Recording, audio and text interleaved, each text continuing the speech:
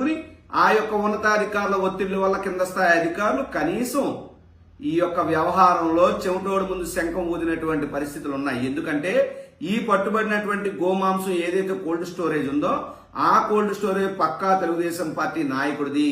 మరీ ముఖ్యంగా చెప్పాలంటే తెలుగుదేశం పార్టీ బాపట్ల శాసనసభ్యులు నరేంద్ర వర్మ గారికి అత్యంత సన్నిహితులు, హితులు, స్నేహితులు, వ్యాపార భాగస్వామి అయినటువంటి సుబ్రహ్మణ్య గుప్తా అనేటువంటి వ్యక్తిదని చెప్పి అందరూ చెప్పుకుంటూ ఉన్నారు. అది వాస్తవం కూడా.